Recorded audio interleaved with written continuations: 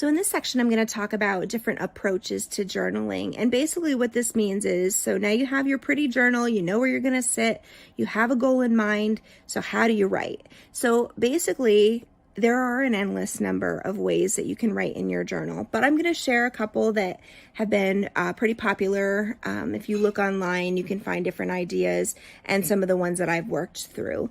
So free writing is basically the basic one of just writing. You write paragraphs or you just write sentences. That's kind of like almost like a Dear Diary approach. It might be where you're taking notes and you're writing things down. So a lot of people do that type of thing, and it's just a simple writing on the page. I would suggest putting a date next to a lot of the things you write because it's neat to look back and see what was happening at different times. But that's the basic one that people like to use. The 1 line a day, I will say I have not done that one before, but it's basically a 3-year journal. You can purchase them, and you write 1 sentence, and then the next year you write a second sentence, and then the third year you write a third sentence. And so, of course, every day has new places to write. And so people like that because they can see over time what things are on their mind. For me, I can't think that long term, and I also love new journals and get sick of them. So that would not work well for me, but some people really enjoy doing that. A list journal is basically what it says. It's a list. And so I use this one quite a bit. If I'm writing a list of so I'm going on vacation next week for a couple days. So I have a list of all the things I need to take on vacation. Yeah, that's in my journal. It could be like a list of things you need to do for work or back to school or those kinds of things. So just thinking through a list maker, but it's all in one place. I've already talked about a gratitude log, but some people do that just by itself, not in their regular journal. There are ones you can buy that have, you just write 3 things every day, or you could write it in your own journal. That's up to you. I've talked a lot about prompts on different assignments that I've given to you. And so that's actually why I did, so you could practice that. So there are different journals out there that are prompt journals, which basically just means every day has a question and then you answer that however you want to. For some people, it's a great way to get started. I know some of the participants in my study said that was a way that worked well for them, so they didn't have to try to think of something to write about. Of course, this is different than goal setting. It might be what's a dream that you had that was interesting, or where's a place you've always wanted to travel? And so they're kind of out of the box. They're not necessarily about your daily life.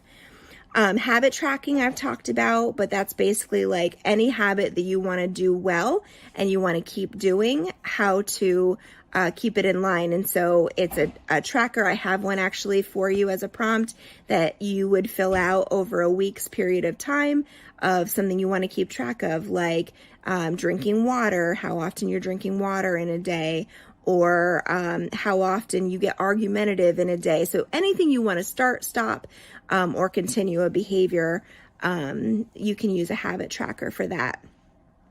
The letter approach is really interesting. I have not tried this one either, but I know a lot of people do this where they might write a letter to someone but not send it. So it might be somebody that you're having an argument with, might be somebody that's not even around anymore. It might be a letter to yourself. It might be a letter to God. It might be a letter to your younger self. All kinds of different ways to do it. So it's, again, a little out of the box, but it's something different to think through of a way to deal with communication before you actually have that conversation with someone. So I thought that was pretty cool that I found a lot of research on that. I have a note in here for approaches for the home, but it's basically if you want to plan things out.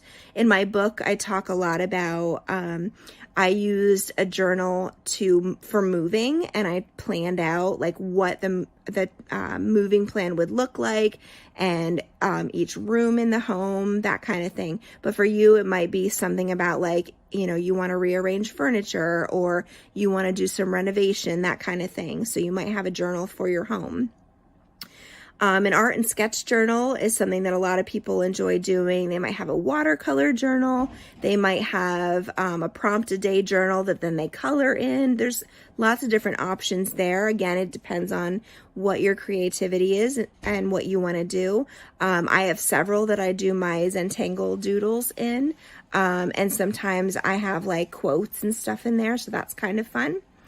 And then a web is another one I've used throughout this course, but it's basically when you're brainstorming ideas, you put the main idea in the middle and then you continue out from there, all the different pieces around it. I've used this one quite a bit in my workshop at our local library, where I might do like spring planning is written in the middle, and then everybody wrote around the outside ideas about what they wanted to do in the springtime. So there's lots of ideas out there. It's really just trying to figure out what works best for you.